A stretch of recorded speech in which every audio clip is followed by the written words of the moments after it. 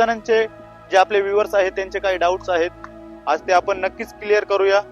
हे जे आपलं कंस्ट्रक्शन आहे त्याची कॉस्ट किती जाते आणि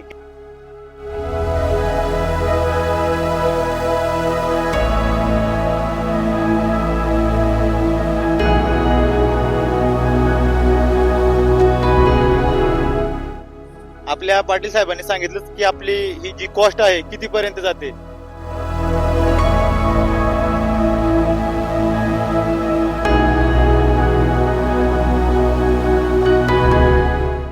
तर नमस्कार, मी ज्ञानेश्वर हिरे स्वागत करतो तुमचं आपल्या युट्यूब चॅनलवर. मित्रांनो, आपण 2-3 दिवसापूर्वी एक व्हिडिओ अपलोड केला होता 3D प्रिंटिंगचा. आता जे माझ्या पाठीमागे जे काही स्ट्रक्चर बघताय त्याच संदर्भात आपण व्हिडिओ एक युट्यूबवर केला होता. तर बऱ्याच जणांचे जे आपले व्ह्युअर्स आहेत त्यांचे काही डाऊट्स आहेत, आज ते आपण नक्कीच क्लिअर करूया. हे जे आपलं कंस्ट्रक्शन आहे त्याची कॉस्ट किती जाते, किती जास्त जाते आणि किती कमी जाते, तर त्या विषयावर आज आपण चर्चा करणार आहोत. आता इथे तुम्ही जे काही कंस्ट्रक्शन बघताय, आपण ज्या वेळेस व्हिडिओ केला होता तेव्हा तर इथपर्यंतच होतं ते, आणि आता त्याची पूर्णपणे हाईट आलेली आहे.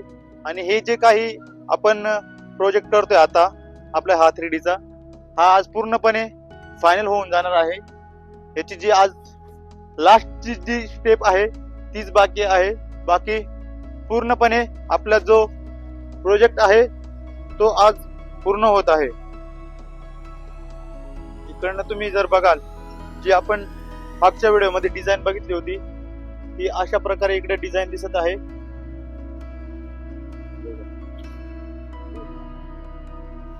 ही जी डिझाईन आहे आपण नॉर्मल कंस्ट्रक्शन मध्ये तर करणं शक्यच नाहीये. त्यामुळे आपण 3D मध्ये कोणत्याही प्रकारची डिझाईन करू शकतो. आतून आपलं काही जे कंस्ट्रक्शन आहे, जे आपलं प्रोजेक्ट आहे ते अशा प्रकारे आता रेडी झालेलं आहे. इकडनं जर तुम्ही बघाल, इथे आपण शॉवर केलंय आणि इथे त्याला लागूनच इथे एक टॉयलेट केलंय छोटं, आणि इथे आपली पॅन्ट्री असणार आहे. आणि बरेच आपले जे सबस्क्रायबर आहेत ते बोलतायत की विंडोज कुठे आहेत, तर ह्या 2 विंडो, ही एक विंडो आणि ही एक विंडो, इथे आपलं एंट्रन्स आहे. ह्या ज्या विंडो असणार आहेत त्या पूर्णपणे ग्लासच्या असणार आहेत. आणि इथे पण एक विंडो आहे. आता तुम्ही बघू शकाल कंटिन्युअली इथे विजिट चालू असता, क्लायंट येत आहेत. सो आपण अशा प्रकारे आता आपली ही पूर्णपणे रेडी झालेलं आहे आपलं कंस्ट्रक्शन.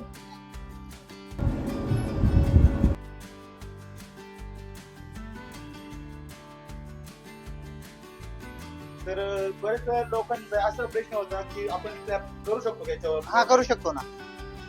स्लॅब करू शकतो, फॅब्रिकेशन करू शकतो.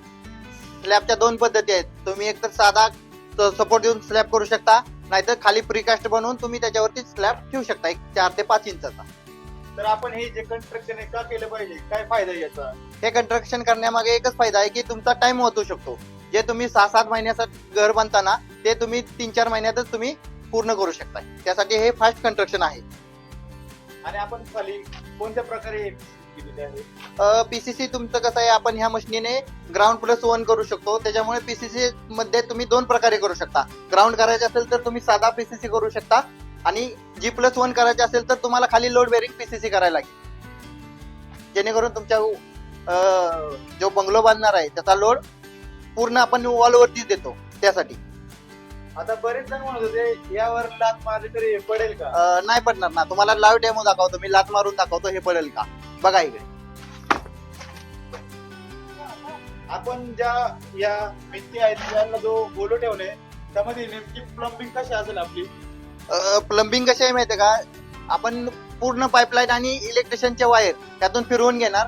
जे तुम्हाला इथं होल करायचे असेल तर तुम्ही इथं डायरेक्ट होल करू शकता, नाही तर जिथं तुम्हाला इलेक्ट्रिशियनचा बोर्ड घ्यायचे तुम्ही इथंही बोर्ड घेऊ शकता. कुठेही कटिंग करू शकता.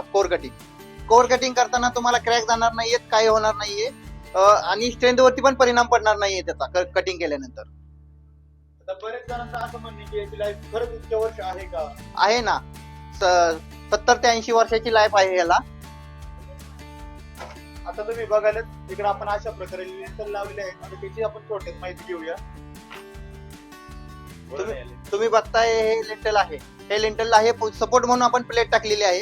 हे 7 ते 8 दिवसात आपण प्लेट परत कटिंग करून काढून घेतो, जेणेकरून हे लिंटल ह्याच्यावरती ऑटोमॅटिक स्ट्रेंथ येऊन जाते. त्या लेअरला लेअर एकामेकाला बॉन्डिंग होतात, त्यामुळे ते खाली ढसळत नाही. आपण हे कंस्ट्रक्शन केले, हे काम कुठपर्यंत करणे शक्य आहे? जिथपर्यंत आपली क्रेन जाते मशीन उभं करण्यात तिथपर्यंत आपण काम करू शकतो. मग तुमचं डोंगर असू द्या, बाकी काही असू द्या. आणि जागा आपल्याला कशा प्रकारे पाहिजे हे कंस्ट्रक्शन करण्यासाठी? हे आपल्याला कंस्ट्रक्शन करण्यासाठी जागा आपल्याला कशीही असली तरी चालेल. हे जे ट्रॅक तुम्ही बघताय आहात हे आता आपण मातीवरती ठेवलेलं आहे, याच्या खाली पीसीसी करणे गरजेचं आहे दोन्ही साईडला. मागच्या व्हिडिओमध्ये तुम्ही बघितलं आपण लेंटल लेवल नुकतंच चालू केलेलं. आता हे कंस्ट्रक्शन आपलं पूर्ण झालेलं आहे. बघू शकता पूर्ण झाल्यानंतर कसं दिसतंय. तुम्हाला मी 360 डिग्री फिरून दाखवतो.